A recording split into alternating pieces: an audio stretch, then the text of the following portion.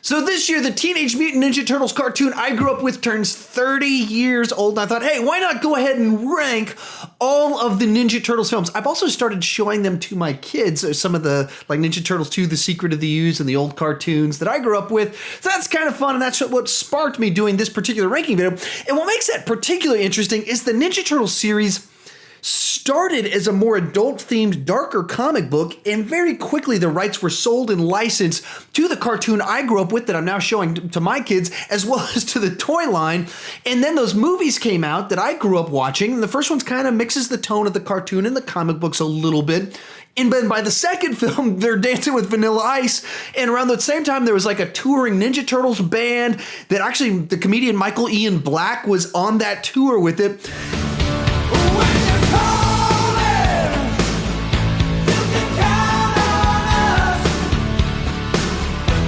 And now I'm a grown-up showing it to my own kids, and it's been around a long time, and it's been in so many different forms that it makes for just an interesting piece of pop culture. There's actually a really interesting documentary about it that I saw on Amazon Prime not too long ago. I actually did a review of it. I'll try and put a card up here for it. Really interesting, tracking how these guys started with this adult-themed cartoon and how they licensed it, what that looked like, and some of the backstory and all that. You should check that out. But anyway, with all that said, let's go ahead and dive in and start ranking these from worst to best. First, let's look at how Rotten Tomatoes ranked these based off the consensus of the critics. Coming in at 6th place is Ninja Turtles 3 with 21% from the original trilogy. Coming in 5th place is Ninja Turtles from 2014, the one from just a few years ago, with 22%.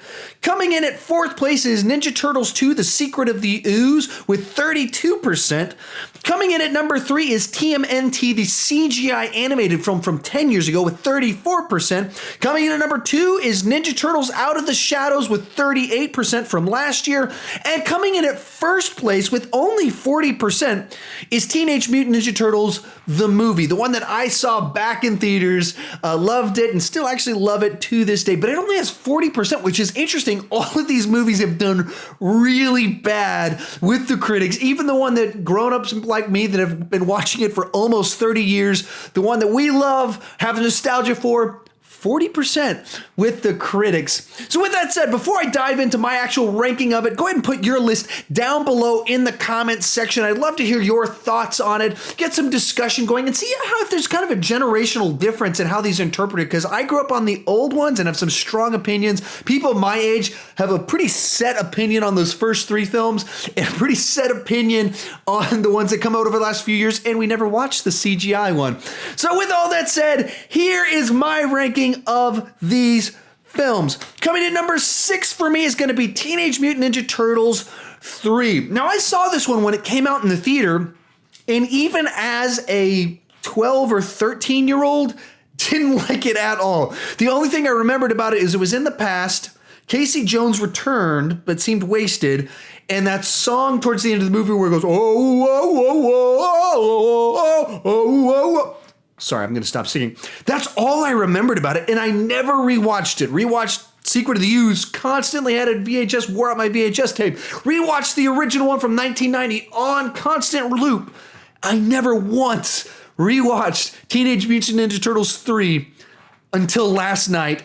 Tried to watch it with my kids. They weren't interested. They loved Secret of the Ooze that I showed them like a week ago. Walked out of the room on Ninja Turtles 3, and it's bad. It's just so bland, and it feels cheap.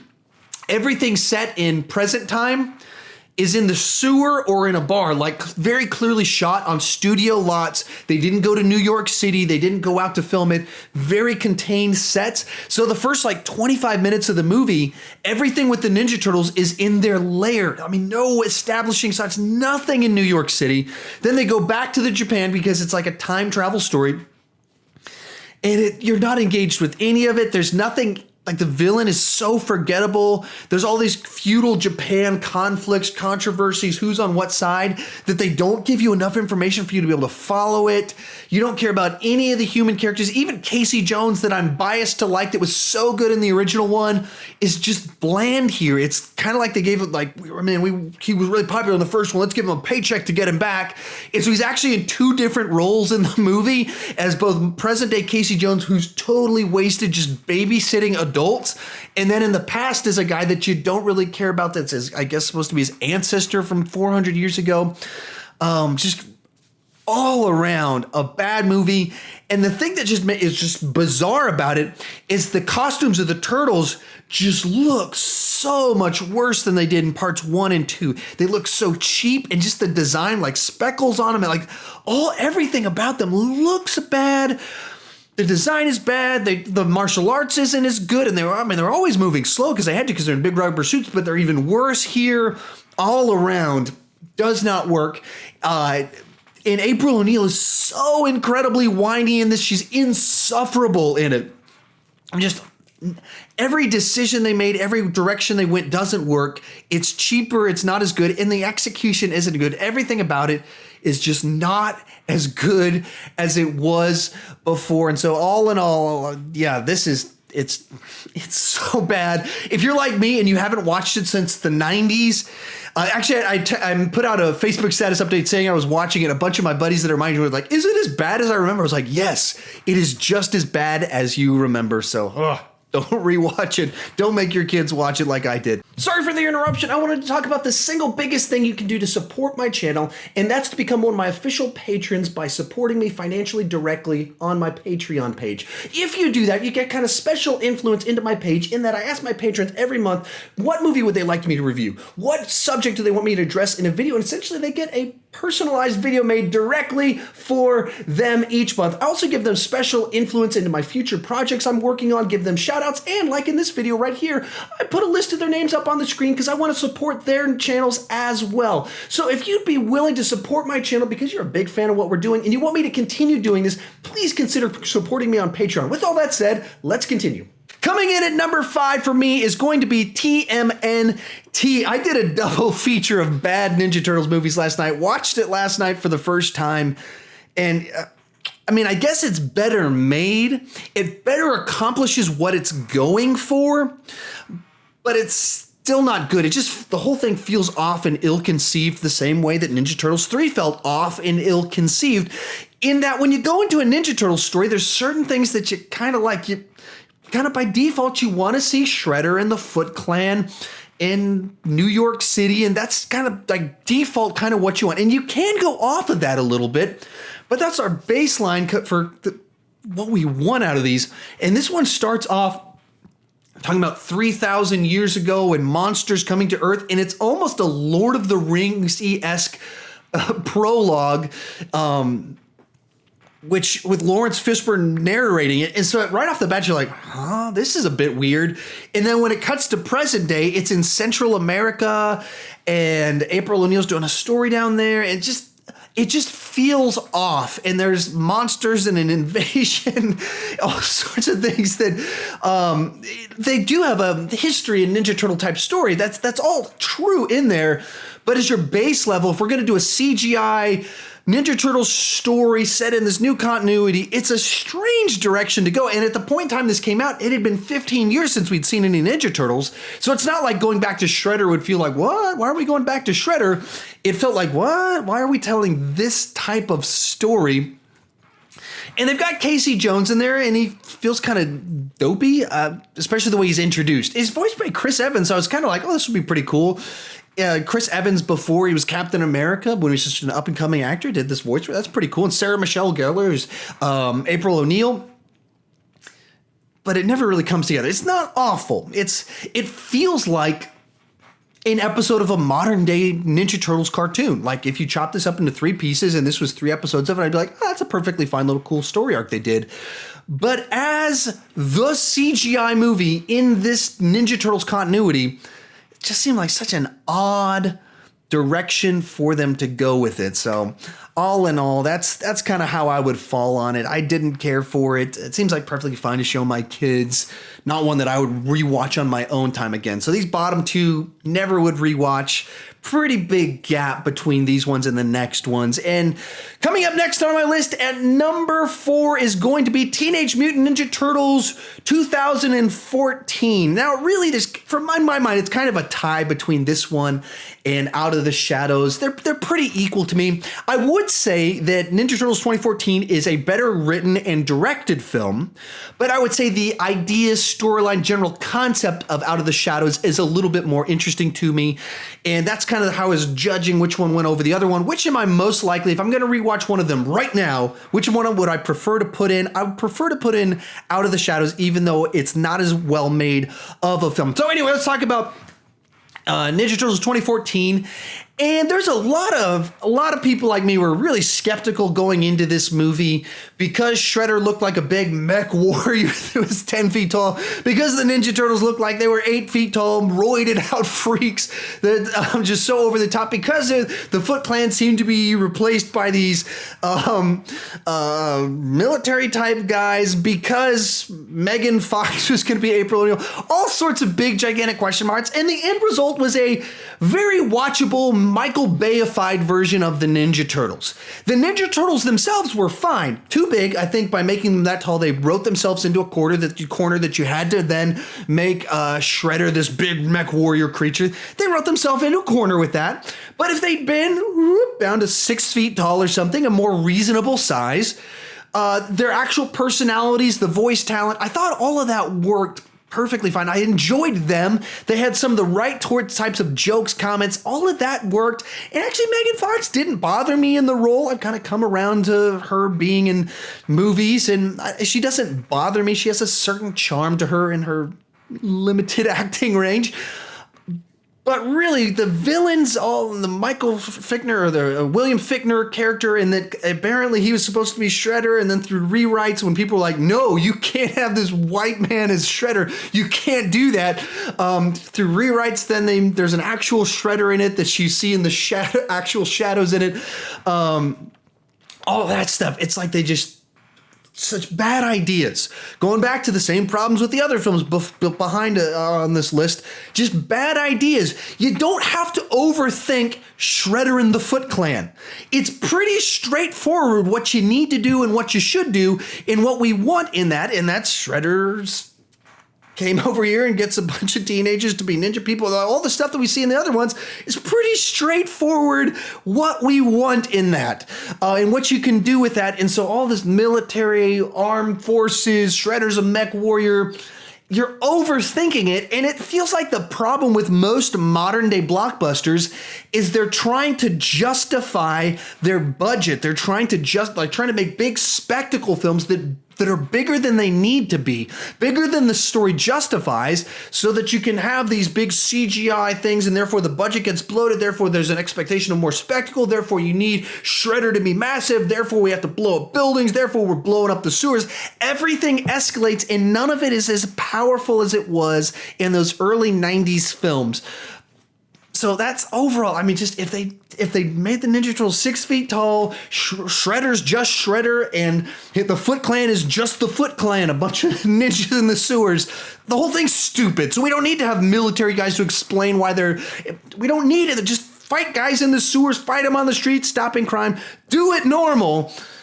They didn't do that here. Therefore, this one was pretty frustrating. While it directed well enough, special effects looked pretty good. I never bought the design at the height of them. The roided out bothered me, but the actual face look at that stuff didn't bother me about them.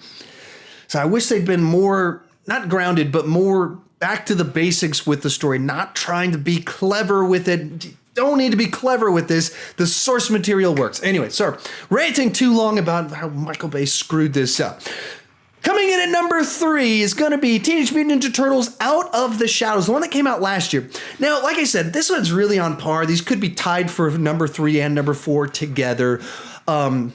This movie does a much better job of just going, all right, here's what fans of Ninja Turtles want. They want Bebop. They want Rocksteady. They want Shredder to just be Shredder. They want to be a bunch of goons to be beaten up. They like Casey Jones. Who's someone that would be a great Casey Jones in the year 2016? Stephen Amell from Arrow.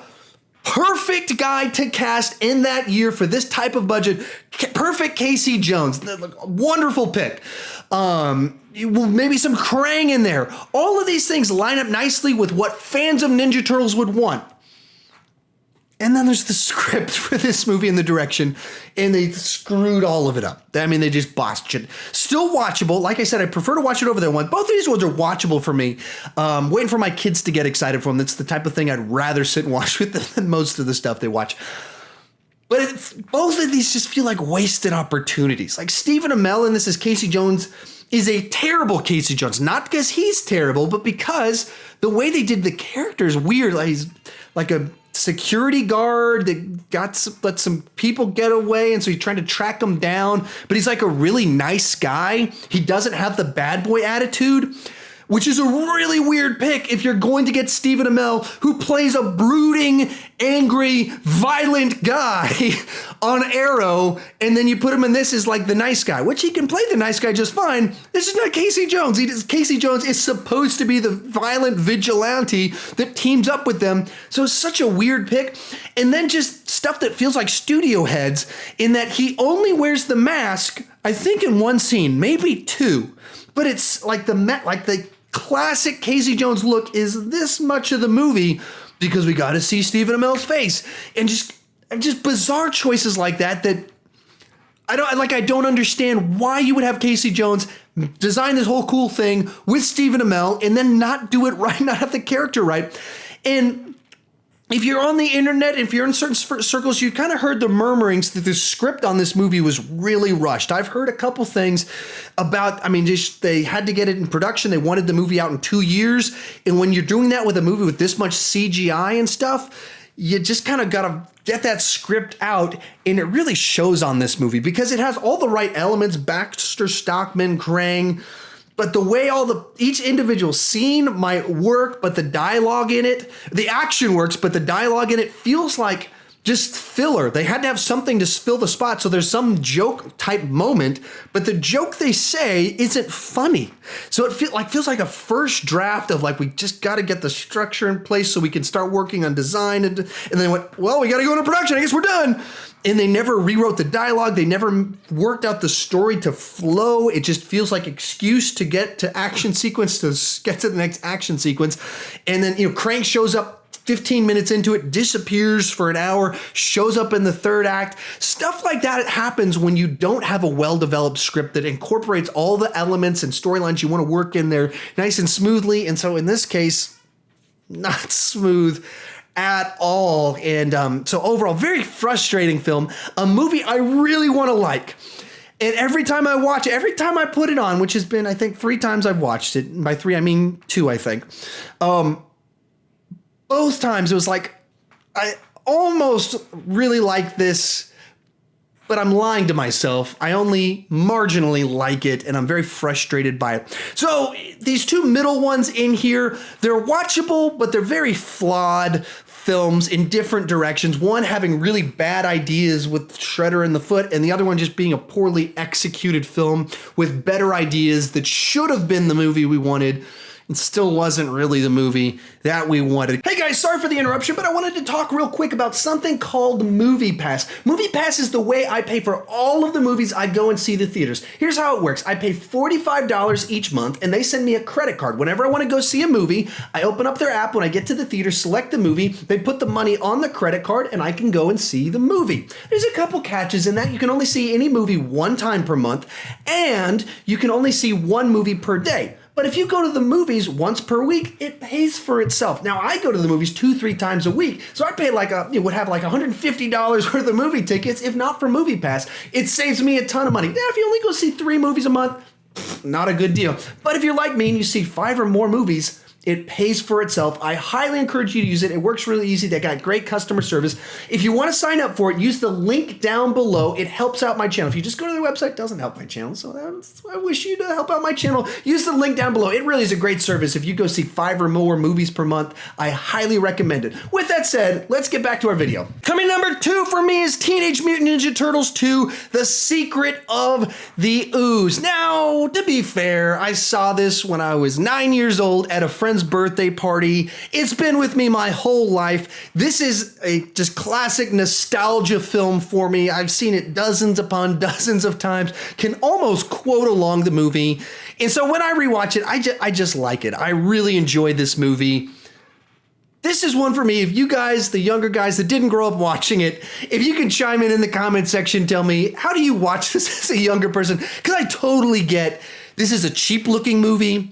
It's a very kiddie movie. I just showed it to my 5-year-old and my 3-year-old a few days ago. They absolutely loved it. We're cracking up. The movie's infamous for, after the first movie being darker, parents complained. So going into this movie, they did a bunch of stuff, like they glued all their weapons in place and they're like hitting people with sausage links and wiffle bats and clowns and stuff. And rewatching it, it's so obvious what they're doing. They're so corny, campy, cheesy. And I just find it so watchable. It's such an enjoyable movie for me. So much of that is nostalgia, but like I watched Teenage Mutant Ninja Turtles 3 that came out only 2 years after that in the theater, and I never rewatched it. Secret of the Ooze has just a certain charm to it, that it embraced the corniness, it embraced the campiness, embraced the tone of the cartoon, and found a way to do a live action version of that for the year 1991, and I think they did a very good job of them. This is what I wanted Out of the Shadows to be. Not necessarily a great movie, it's never gonna be a great movie, but a movie that understands its tone and is structured nicely in and of itself and delivers on what you want.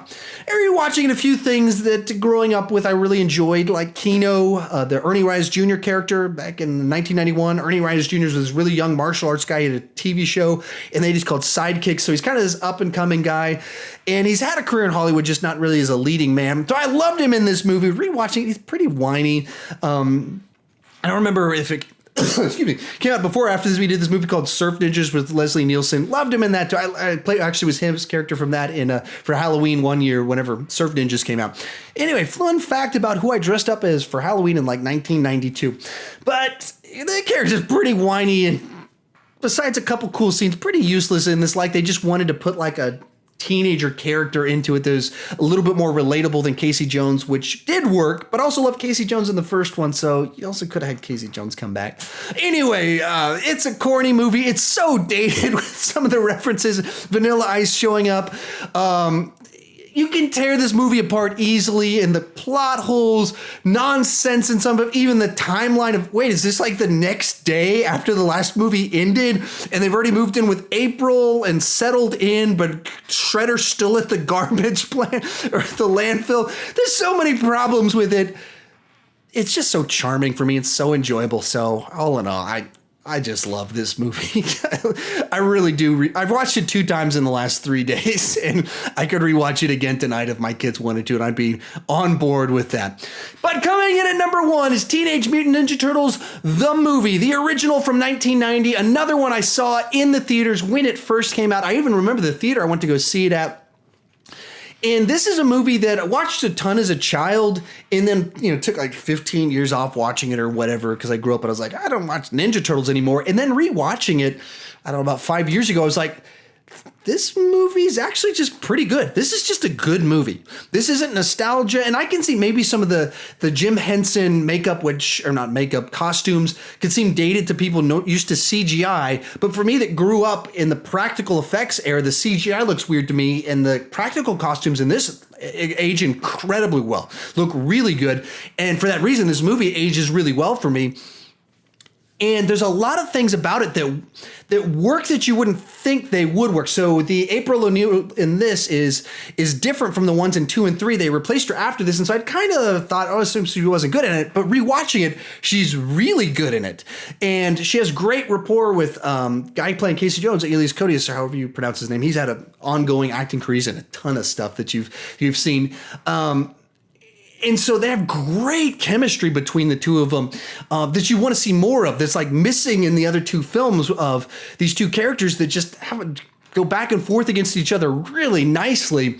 And Casey Jones is like the guy you want to be. He was just young enough at the time the movie came out that he was like every kid wanted to be him. He's like the cool grown-up that beats people up and acts the way that you wanted to act when you grew up. But he's just a really cool guy.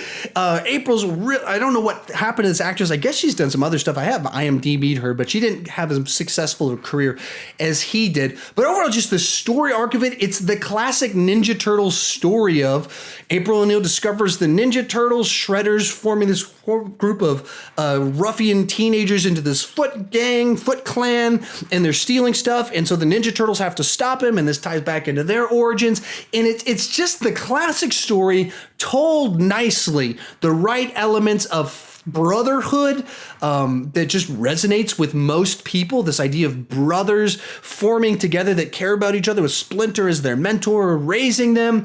And then a father figure being lost and kidnapped, and the sacrifices you make. All these types of things work out nicely while being just dark enough that as an adult you can enjoy it without having to be like, oh, Vanilla Ice just showed up in this. Like, it's dark enough, serious enough, but it has the fun Cowabunga Pizza Dude, all that fun stuff that you want from Ninja Turtles. It's the right mix of all of it.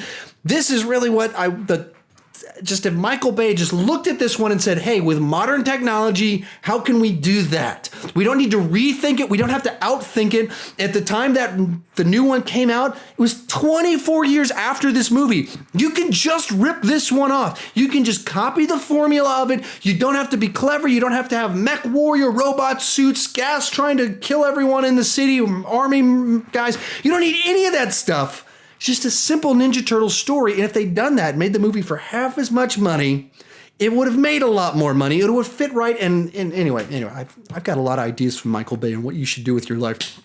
Oh no, I love this movie. It's aged very well. I think it's very good. But once again, I'm in my 30s. How about you young guys? I would love to hear your thoughts. If you've watched this one, your take on it, how dated does it feel to you? Because just for me, I just watch it and I go, you can see that, like, production-wise, they didn't have as much money to make like the actual footage they used and some stuff like that. But beyond that, the actual storytelling, pacing of it, I think all of that works still perfectly fine to this day. Anyway, that is my ranking of all 6 Ninja Turtle films that were theatrically released. There are some other ones that have been straight to video, and one that I think was from 2009. It sounds really cool. I haven't watched it yet, but it wasn't released in theaters, so I didn't include it in this particular video. How about you guys? Tell me your thoughts down below in the comment section. I'd love to hear your thoughts on it, get some discussion, especially that generational battle. I would love to see how different age groups interpret this. And like for me, I grew up on that 1987 cartoon. I haven't watched any of the cartoons since then. And I imagine that changes the way you interpret Ninja Turtles and some of this other stuff, and how you appreciate the Michael Bay ones and things like that. There's so much Ninja Turtle stuff out there. My baseline for Ninja Turtles is the 87 cartoon and that not an original trilogy, just Ninja Turtles 1 and 2 from 1990 and 1991. That's Ninja Turtles for me.